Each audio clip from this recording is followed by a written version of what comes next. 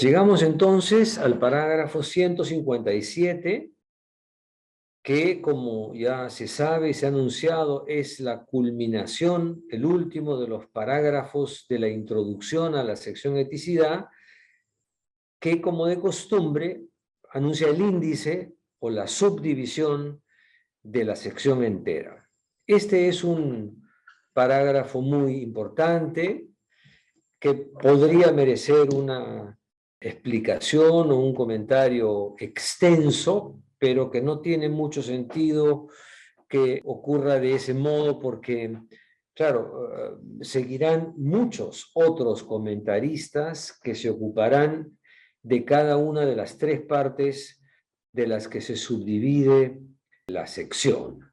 Pero es preciso hacer, sí, algunas observaciones importantes. La primera de ellas, por supuesto, como ya lo sabemos de Hegel en general y en particular del desarrollo de la filosofía del derecho, es que Hegel espera, pretende, que la subdivisión del contenido pues provenga del desarrollo inmanente de la idea o del concepto que está siendo desarrollado.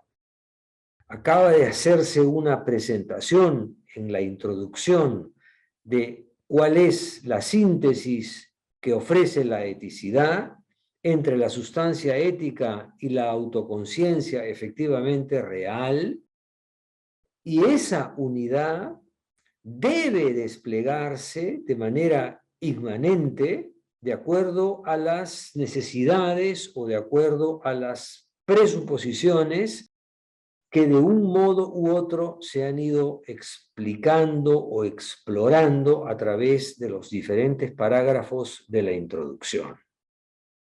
Entonces, la eticidad,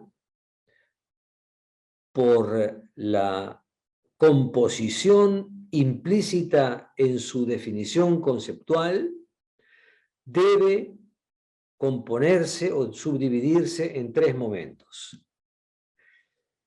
¿Por qué en esos tres momentos o en qué sentido en esos tres momentos específicos?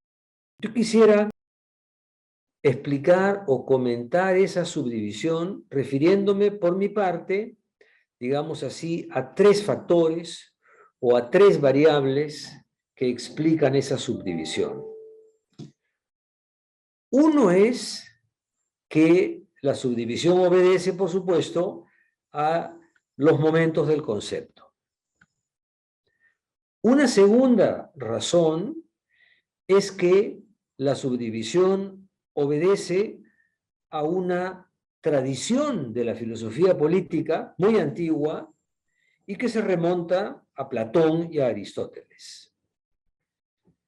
Y una tercera guía para la subdivisión de esta sección, que me parece también muy importante en el caso de Hegel, es su teoría, su vieja teoría del reconocimiento recíproco, que en la filosofía del derecho no aparece con suficiente claridad, pero que es evidente subyace a esa subdivisión interna. Como sabemos, la filosofía del derecho, o perdón, la eticidad, la sección eticidad, se subdivide en familia, sociedad civil y Estado. Eso es lo que decimos, dice Hegel también, aunque tiene ciertas variaciones y denominaciones, explicitaciones diferentes a lo largo de la obra o en las diferentes versiones o lecciones o en la enciclopedia. Básicamente, la eticidad se divide en familia, sociedad civil y Estado. Todo esto merece una serie de explicaciones, pero como digo, quiero referirme solamente a tres vías de ingreso, a tres modos de explicación o variables explicativas de esa subdivisión. La primera de ellas, como decía, es la que se refiere a las dimensiones del concepto, quiero compartir pantalla en este momento con la subdivisión que hace Hegel en la filosofía del derecho, porque ahí aparecen con más claridad las dimensiones conceptuales o lógicas que explicarían por qué la eticidad se debe subdividir de esa manera. Si ustedes ven el parágrafo 157, en su formulación inicial, nos dice Hegel, el concepto de esta idea solo es espíritu, solo es real, y lo que se sabe así, sí es la objetivación de sí mismo, el movimiento a través de la forma de sus momentos. El automovimiento, el despliegue, en otras palabras, en un castellano un poco más comprensible, el despliegue de las determinaciones o dimensiones que están ya contenidas y que deben hacerse explícitas en el concepto de eticidad. Claro, cuando hablamos de un concepto, hablamos normalmente de universalidad, particularidad y singularidad, no solamente de eso, pero en este caso no calza tan bien esa específica tripartición, sino más bien otra tripartición que la acompaña, que acompaña a la anterior, que es aquella que nos habla de una inmediatez, una primera dimensión inmediata, una segunda dimensión mediata o mediada, y una tercera que es una síntesis de la inmediatez y la mediación. Creo que esta última es la que se adapta mejor a esas dimensiones del concepto que explican la subdivisión. Por eso nos dice Hegel que la primera parte es el espíritu ético inmediato o natural, la familia. La familia es considerada entonces eticidad inmediata. Eticidad es, como sabemos, una caracterización de un vínculo comunitario, un vínculo comunitario institucional, eso es eticidad siempre, pero ese vínculo comunitario institucional tiene una deficiencia, entre comillas, que es meramente natural. Claro, meramente natural en el contexto de la definición de la familia de Hegel, que convendrá analizar en su momento, porque la familia es una comunidad en la que existe un vínculo de relaciones sentimentales, sociales, en la que los miembros, no necesariamente todos por lo menos, han decidido participar. Es una asociación marcada por el afecto o por el amor que se proclaman dos personas y que instauran una asociación, una comunidad institucionalizada, pero en la que los miembros pertenecen en su mayoría necesariamente sin poder o sin haberla elegido libremente, por lo menos no todos ellos. Entonces, es sin embargo espíritu ético en el sentido de que es un vínculo de solidaridad importante, decisivo para la vida de los miembros, aunque sea solo natural. Entonces, la inmediatez se refiere a la falta de libertad o de algunos, por lo menos, de los miembros, y además al hecho de que la unión se ha producido debido a un tipo de vínculo emocional entre los miembros. Bueno, esa unidad sustancial, porque es una unidad sustancial también, ¿no? Es muy importante este punto, pasa a la pérdida de su unidad. Con lo cual tenemos un término que es decisivo para la definición de la sociedad civil, que es pérdida de la eticidad. En más de una ocasión, Hegel nos dice la sociedad civil, que es el segundo momento de la eticidad, es la pérdida de la unión ética. ¿Ok? La sociedad civil, por supuesto, es el ámbito de la división del trabajo, el ámbito en el cual los individuos, no las familias, sino los individuos, se congregan para realizar sus diferentes trabajos dependiendo de sus voluntades y dependiendo de la división del trabajo social, del mercado de trabajo, ¿ok? Entonces, en la sociedad civil se nos dice unión de los miembros como individuos independientes en una universalidad, por lo tanto, formal por medio de sus necesidades.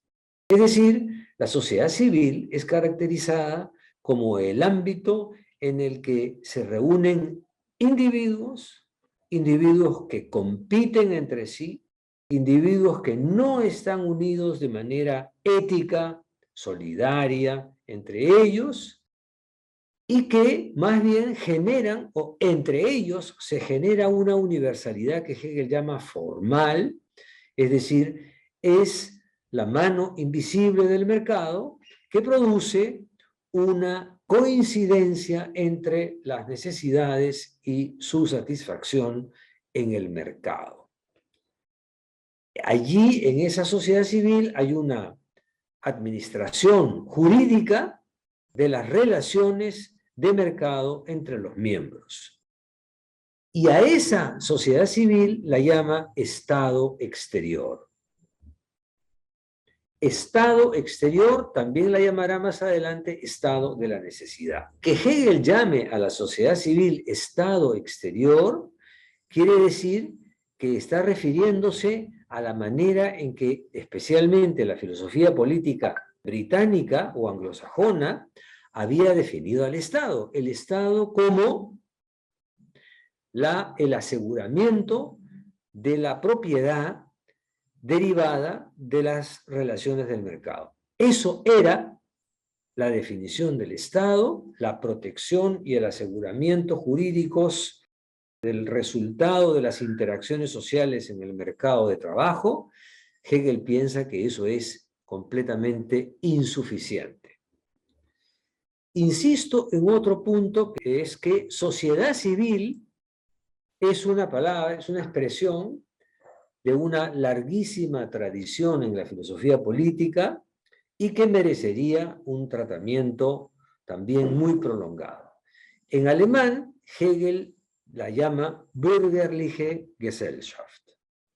Sociedad civil, Bürgerliche Gesellschaft. Bürgerliche es una traducción alemana de la expresión sociedad civil, pero el propio Marx, que toma de Hegel esa misma expresión, Bürgerliche Gesellschaft, y que la usa en un sentido muy similar al que la usa Hegel, aunque por supuesto criticando la interpretación de Hegel, esa versión de Marx va a ser traducida al castellano como sociedad burguesa.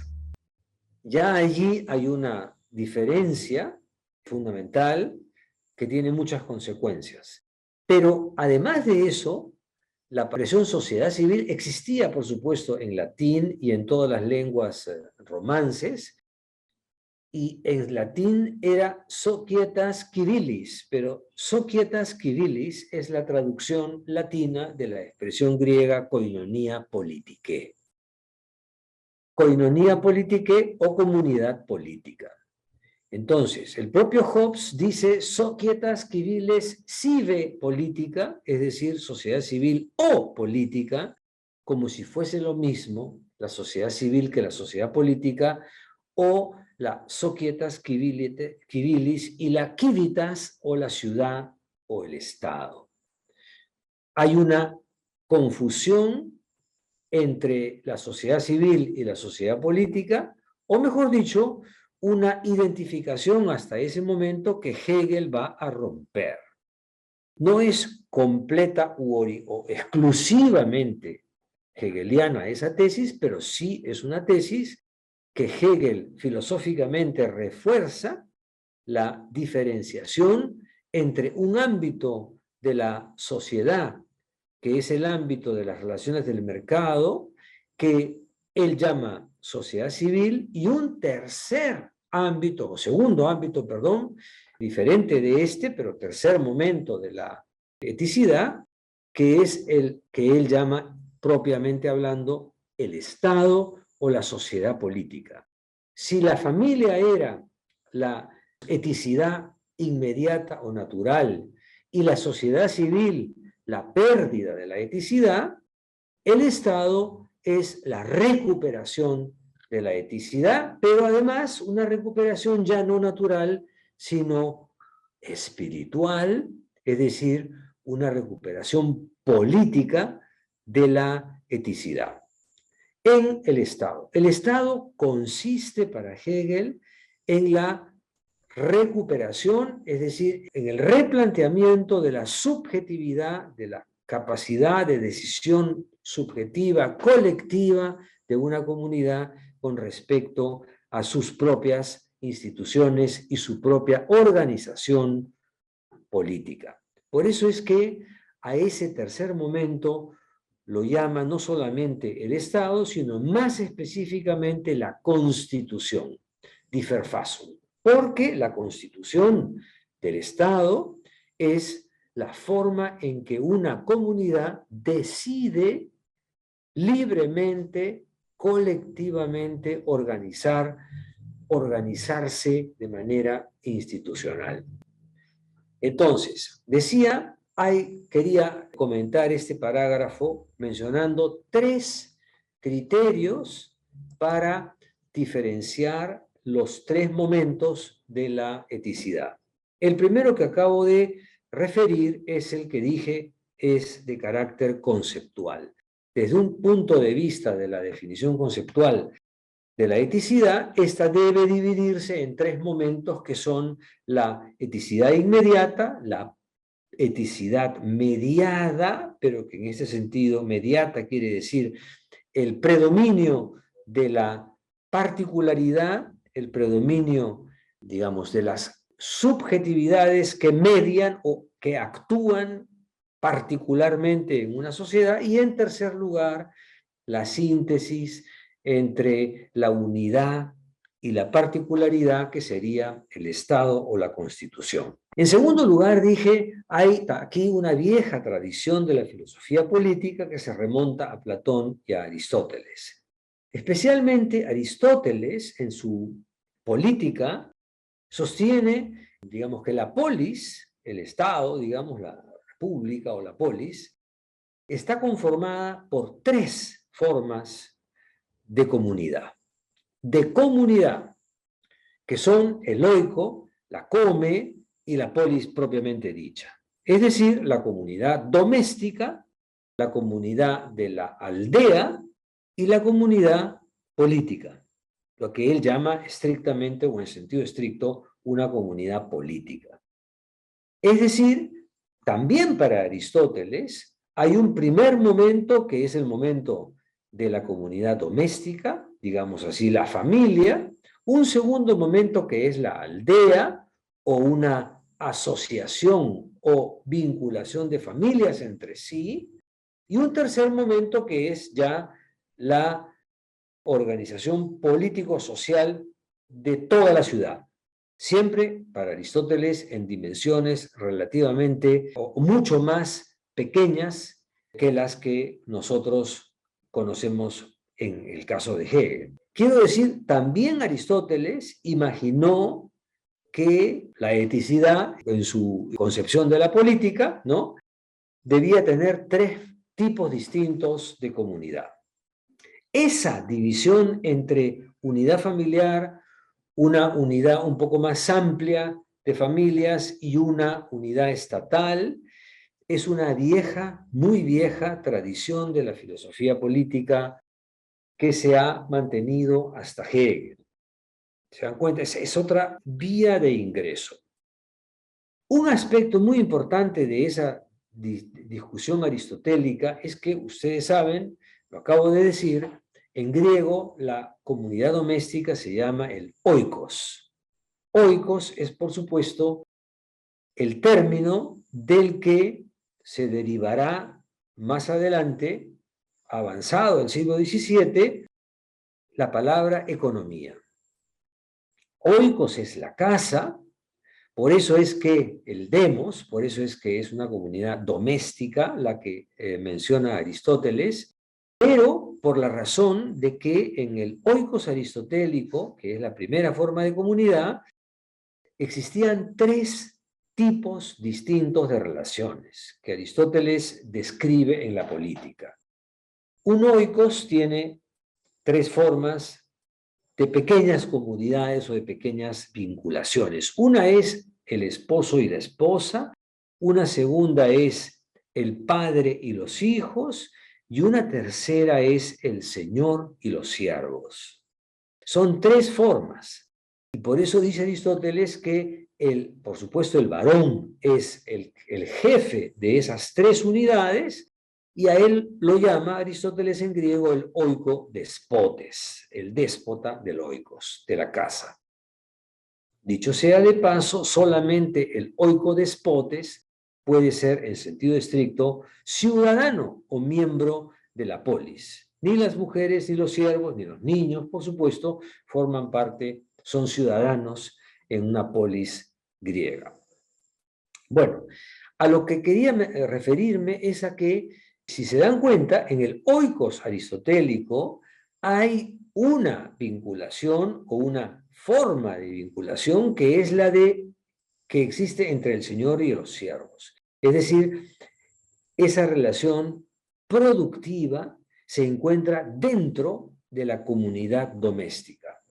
Y esa tarea o esa función productiva es la que en la edad moderna se va a independizar del oikos y se va a constituir como una forma específica de actividad económica productiva que recibirá el nombre de economía, tomando la parte por el todo o el todo por la parte, porque se le llamará economía cuando en realidad era solo una de las funciones del oikos, pero la autonomización, la independización de la actividad productiva fuera del ámbito de la familia es lo que explica también que Hegel, siendo un testigo de lo que está ocurriendo en su época, decide nombrar de una manera diferente y específica a la sociedad civil como la sociedad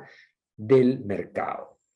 La tercera vía de ingreso a la división de la eticidad en tres partes es, como dije al comienzo, su teoría, su vieja teoría del reconocimiento.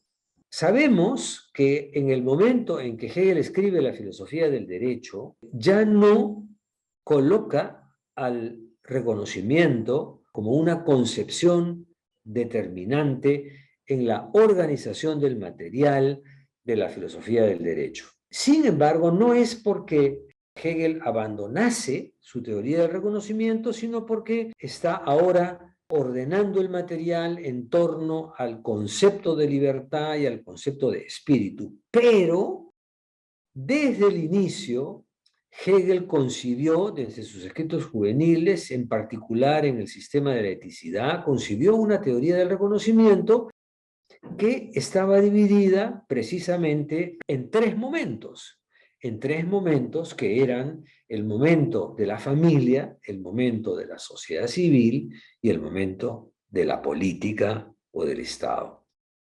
La teoría del reconocimiento de Hegel tiene la ventaja, como lo ha sabido aprovechar muy bien Axel Honneth, de que es una teoría ética o un paradigma de comprensión de la ética que tiene una dimensión diacrónica y una dimensión sincrónica. Diacrónica porque los seres humanos vivimos y nos socializamos primero a través de la familia, luego a través de nuestro ingreso a la sociedad civil y finalmente a través de nuestra incorporación a la dimensión más política, cultural, comunitaria de una determinada cultura. Pero esas dimensiones son, por supuesto, también sincrónicas, porque somos al mismo tiempo, todo el tiempo, miembros participantes de una familia, individuos que también somos miembros de una sociedad civil y además, por supuesto, partícipes de una comunidad cultural o de un conjunto de relaciones políticas. Y sea cuales fueren esas dimensiones, digamos, mantenemos todo el tiempo esas tres formas, genéricamente hablando, de vinculación intersubjetiva, que son las relaciones interpersonales o afectivas, haya variado como ha variado lo que llamamos familia en sentido estricto. Además, las relaciones sociales, jurídicas, de igualitarismo, de reconocimiento de los derechos y de las obligaciones de los seres humanos, y por supuesto, las relaciones políticas y culturales a nivel nacional o internacional. Quiero decir que esa división en tres partes de la eticidad la hace Hegel pensando también en esta teoría del modo en que los seres humanos interactúan, se socializan, mantienen vínculos de reconocimiento de carácter normativo y de carácter intersubjetivo. De manera que combinando los tres elementos, el punto de vista conceptual, el punto de vista de la tradición de la filosofía política y el punto de vista de su teoría del reconocimiento, tenemos un conjunto de explicaciones de por qué la eticidad se subdivide en los tres momentos en los que Hegel anuncia en este parágrafo. Continuará este comentario o continuará esta lectura de la filosofía del derecho con el desarrollo de cada uno de esos tres momentos. Agradezco enormemente la participación del doctor Miguel Yusti, quien nos ha presentado la segunda parte de la eticidad, que va del parágrafo 148 al 157. Esto es la introducción a la tercera parte de la obra de Hegel. Esa es la introducción justo a la parte de la eticidad. Y bien, próxima sesión ya vamos a empezar con la primera esfera de la eticidad, que es la familia. Y agradezco enormemente a todas y todos los que nos están siguiendo, así como al profesor. Agradezco que haya estado muy comprometido con este proyecto y un abrazo donde quiera que esté. Hasta la próxima.